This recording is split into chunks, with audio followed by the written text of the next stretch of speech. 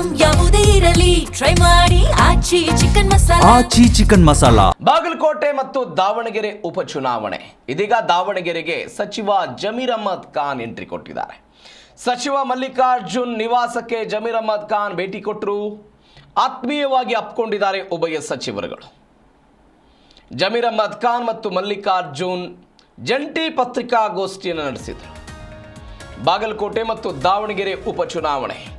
ದಾವಣಗೆರೆ ದಕ್ಷಿಣದಲ್ಲಿ ಅಲ್ಪಸಂಖ್ಯಾತ ಸಮುದಾಯಕ್ಕೆ ಟಿಕೆಟ್ಗಾಗಿ ಜಮೀರ್ ಅಹ್ಮದ್ ಖಾನ್ ಬೇಡಿಕೆ ಇಟ್ಟಿದ್ರು. ಕೆಪಿಸಿಸಿಯ ಸಭೆಯಲ್ಲೂ ಕೂಡ ಇದರ ಬಗ್ಗೆ ದೊಡ್ಡ ಮಟ್ಟದ ಗಲಾಟೆಗಳು ಕೂಡ ಆಗಿತ್ತು ದಾವಣಗೆರೆಯಲ್ಲಿ.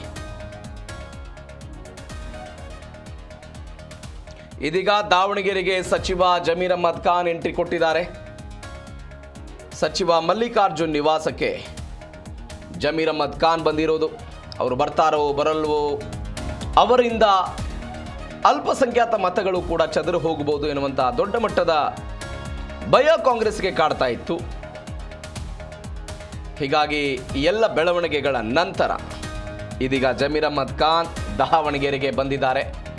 ಇನ್ನು 4 ದಿನ ಮಾತ್ರ ಬಾಕಿ ಇದೆ ದಾವಣಗೆರೆ ದಕ್ಷಿಣ ವಿಧಾನಸಭಾ ಕ್ಷೇತ್ರದ ಬೈ ಎಲೆಕ್ಷನ್ಗೆ. ಕೇವಲ 4 ದಿನಗಳು ಮಾತ್ರ. 9ನೇ ತಾರೀಕಿಗೆ ಮತದಾನ ನಡೆಯುತ್ತೆ. 80,000 ಅಲ್ಪಸಂಖ್ಯಾತ ಮತದಾರರು ಇರುವಂತಹ ಕ್ಷೇತ್ರ ಇದು.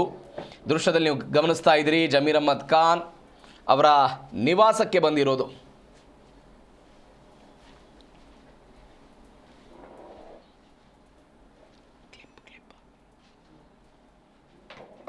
ನೋಡಿ, ದೃಶ್ಯದಲ್ಲಿ ನೀವು ಗಮನಿಸ್ತಾ ಇದ್ದೀರಿ, ಜಮೀರ್ ಅಹ್ಮದ್ ಖಾನ್ ಮತ್ತು ಎಸ್ ಮಲ್ಲಿಕಾರ್ಜುನ್ ಅಪ್ಕೊಂಡು ಖುಷಿಯಿಂದ ಮಾತನಾಡ್ತಾ ಇದ್ದಾರೆ.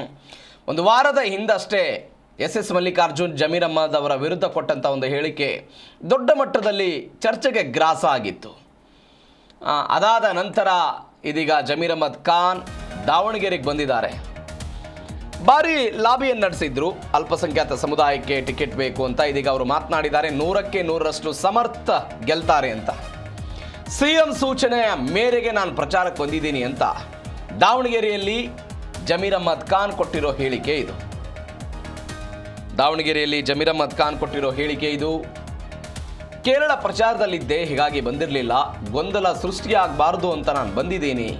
ಇದು ಕಾಂಗ್ರೆಸ್ನ ಭದ್ರಕೋಟೆ, ನಾವು ಪ್ರಚಾರ ಮಾಡ್ತೀನಿ ಅಂತ ಜಮೀರ್ ಅಹ್ಮದ್ ಖಾನ್ ಹೇಳಿಕೆ ಕೊಟ್ಟಿರೋದು. ಯಾವುದೇ ಗೊಂದಲ ಸೃಷ್ಟಿಯಾಗಬಾರ್ದು ಅಂತ ನಾನಿಲ್ಲಿ ಬಂದಿದ್ದೀನಿ.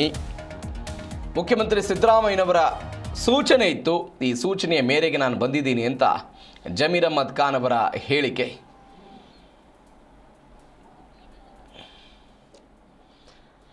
ಅಂದರೆ ದಾವಣಗೆರೆ ದಕ್ಷಿಣ ನೋಡಿ, ಅಲ್ಪಸಂಖ್ಯಾತ ಸಮುದಾಯಗಳು ಮತಗಳ ನಿರ್ಣಾಯಕ ಆಗಿರೋದ್ರಿಂದ ಸಹಜವಾಗಿ ಅದರಲ್ಲೂ ವಿಶೇಷವಾಗಿ ಮುಸ್ಲಿಂ ಸಮುದಾಯ. ಈಗ ಕಣದಲ್ಲಿ 13 ಜನ ಮುಸ್ಲಿಂ ಅಭ್ಯರ್ಥಿಗಳಿದ್ದಾರೆ ಪಕ್ಷೇತರಾಗಿ, 13 ಜನ. ಇದರ ಜೊತೆಗೆ SDPI ಅಭ್ಯರ್ಥಿ ಕೂಡ ಇರೋದು, ಅದು ಮುಸ್ಲಿಂ ಸಮುದಾಯದಿಂದ. ಹೀಗಾಗಿ ಕಾಂಗ್ರೆಸ್ಗೆ ಒಂದು ಭಯ ಇದೆ, ಕೆಲವೊಂದಿಷ್ಟು ಮತಗಳು ಕೂಡ ಚದುರಿ ಹೋಗಿಬಿಟ್ರೆ ಅದು ಚುನಾವಣೆಯಲ್ಲಿ ನಮಗೆ ಹಿನ್ನಡೆ ಆಗಬಹುದು ಎನ್ನುವಂಥ ಲೆಕ್ಕಾಚಾರ. ಒಂದು ಇಲ್ಲಿ ಪ್ರಮುಖವಾಗಿ ಗಮನಿಸಬೇಕಾದಂತಹ ಸಂಗತಿ, ಜಬ್ಬಾರ್ ಚುನಾವಣಾ ಟಿಕೆಟ್ಗಾಗಿ ಬೇಡಿಕೆ ಇಟ್ಟಿದ್ರು, ಟಿಕೆಟ್ಗೆ ಸಿಗಲಿಲ್ಲ, ಅವರು ಹಿಂದುಳಿದ್ರು. ಅದಾದ ನಂತರ ಫೈಲ್ವಾನ್ ನಾಮಪತ್ರ ಸಲ್ಲಿಕೆ ಮಾಡಿದ್ರು, ವಾಪಸ್ ತೆಗೆದುಕೊಳ್ಳಿಲ್ಲ. ಅದಾದ ನಂತರ ಫೈಲ್ವಾನ್ ಕಣದಲ್ಲಿ ಉಳಿದಿದ್ದಾರೆ, ಅದನ್ನು ಕಾಂಗ್ರೆಸ್ ಪರವಾಗಿ ಪ್ರಚಾರ ಮಾಡ್ತೀನಿ ಅಂತ ಹೇಳಿದ್ದಾರೆ. ಇದು ಒಂದು ಕೂಡ ಕಾಂಗ್ರೆಸ್ಗೆ ದೊಡ್ಡ ಮಟ್ಟದ ಸೆಟ್ ಬ್ಯಾಕ್ ಆಗೋ ಪ್ರಯತ್ನಕ್ಕೆ ಮುಂದಾಗ್ತಾ ಇತ್ತು. ಇದು ಚುನಾವಣೆಯಲ್ಲಿ ಅತಿರೇಕಕ್ಕೆ ಹೋಗಿ ಚುನಾವಣೆಯಲ್ಲಿ ಮುಸ್ಲಿಂ ಸಮುದಾಯದ ಮತಗಳು ಒಡೆದು ಆ ಮತಗಳು ಸ್ಪ್ಲಿಟ್ ಆಗಿ, ಅಂದರೆ ಅನೇಕ ಜನ ಶ್ರೀನಿವಾಸ್ ದಾಸಕರಿಯಪ್ಪನವರ ನೇತೃತ್ವದಲ್ಲಿ ಮುಸ್ಲಿಂ ನಾಯಕರೆಲ್ಲ ಬಂದು BJPಯನ್ನು ಕೂಡ ಸೇರ್ಪಡೆಯಾಗಿದ್ದರು. ಏನಾದರೂ ಆಗಲಿ BJP ಗೆದ್ದರೂ ಪರವಾಗಿಲ್ಲ, ನಾವು ಈ ಬಾರಿ ಕಾಂಗ್ರೆಸ್ಗೆ ಮತವನ್ನು ಹಾಕಲ್ಲ ಅಂತ ಅನೇಕ ಮುಸ್ಲಿಂ ಸಮುದಾಯದ ಯುವಕರುಗಳು ಹೆಚ್ಚೆಚ್ಚು ಇದ್ರ ಬಗ್ಗೆ ಮಾತನಾಡ್ತಾ ಇದ್ರು. ಅಂದರೆ ಮುಸ್ಲಿಂ ಸಮುದಾಯಕ್ಕೆ ಪ್ರಾತಿನಿಧ್ಯ ಸಿಕ್ಕಿಲ್ಲ ಎನ್ನುವಂಥ ಅಸಮಾಧಾನ ದಾವಣಗೆರೆ ದಕ್ಷಿಣ ಕ್ಷೇತ್ರದಲ್ಲಿ ಬರ್ತಾ ಇತ್ತು. ಮೊನ್ನೆ ಸಿದ್ದರಾಮಯ್ಯನವರು ಪ್ರಚಾರ ಮಾಡುವಂಥ ಸಮಯದಲ್ಲಿ ಯಾರೋ ಸಾರ್ವಜನಿಕರೇ ನೇರವಾಗಿ ಸಿದ್ದರಾಮಯ್ಯನವ್ರನ್ನ ಕೇಳಿದರು, ಯಾಕೆ ಜಮೀರ್ ಅಹ್ಮದ್ ಖಾನ್ ಅವರು ಚುನಾವಣಾ ಪ್ರಚಾರಕ್ಕೆ ಬಂದಿಲ್ಲ, ಇನ್ನು ಯಾವಾಗ ಬರ್ತಾರೆ ಅಂತ ಸಾರ್ವಜನಿಕವಾಗಿ ಸಿದ್ದರಾಮಯ್ಯನವರನ್ನು ಪ್ರಶ್ನೆ ಮಾಡಿದ್ರು. ಅವತ್ತು ಈ ಪ್ರಶ್ನೆಯ ನಂತರ ಸಿದ್ದರಾಮಯ್ಯನವರು ಹೇಳಿದ್ರು, ಇಲ್ಲ ಬರ್ತಾರೆ, ಜಮೀರ್ ಅಹ್ಮದ್ ಖಾನ್ ಬರ್ತಾರೆ ಅನ್ನುವಂಥ ಹೇಳಿಕೆಯನ್ನು ಅವರು ಕೊಟ್ಟಿದ್ರು. ಅದು ಸಿಕ್ಕಾಪಟ್ಟೆ ಸಾಮಾಜಿಕ ಜಾಲತಾಣದಲ್ಲಿ ಚರ್ಚೆಗೂ ಮತ್ತು ವೈರಲ್ ಕೂಡ ಆಗಿತ್ತು. ಇವತ್ತು ಜಮೀರ್ ಅಹ್ಮದ್ ಖಾನ್ ದಾವಣಗೆರೆ ದಕ್ಷಿಣ ಕ್ಷೇತ್ರಕ್ಕೆ ಹೋಗಿದ್ದಾರೆ. ಪ್ರಚಾರ ಮಾಡ್ತೀನಿ ನಾನು ಅಂದರೆ ಪಕ್ಕದ ಕೇರಳದಲ್ಲೂ ಕೂಡ ಚುನಾವಣೆ ನಡೀತಾ ಇದೆ, ಅಲ್ಲಿಯೂ ಕೂಡ ಮುಸ್ಲಿಂ ಸಮುದಾಯದ ಮತಗಳು ನಿರ್ಣಾಯಕ ಆಗಿದೆ. ಹೀಗಾಗಿ ಸ್ಟಾರ್ ಕ್ಯಾಂಪೇನರ್ ಆಗಿ ಜಮೀರ್ ಅಹ್ಮದ್ ಖಾನ್ ಅವರು ಹೋಗಿದ್ರು, ವಾಪಸ್ ಬಂದಿದ್ದಾರೆ. ಹಾಗಾದ್ರೆ ಜಮೀರ್ ಅಹ್ಮದ್ ಖಾನ್ ಅವರು ಬಂದ ತಕ್ಷಣ ಎಲ್ಲವೂ ಕೂಡ ಸರಿಯಾಗ್ಬಿಡುತ್ತಾ? ಅದು ಕಾಂಗ್ರೆಸ್ಗೆ ಒಳಗಿರುವಂತಹ ಚರ್ಚೆ. ಇದೀಗ ನಾವೆಲ್ಲರೂ ಒಂದೇ ಎನ್ನುವಂತಹ ಮೆಸೇಜ್ ಅನ್ನ ಪಾಸ್ ಮಾಡೋ ಪ್ರಯತ್ನವನ್ನು ಕಾಂಗ್ರೆಸ್ ದಾವಣಗೆರೆಯಲ್ಲಿ ಮಾಡಿದೆ.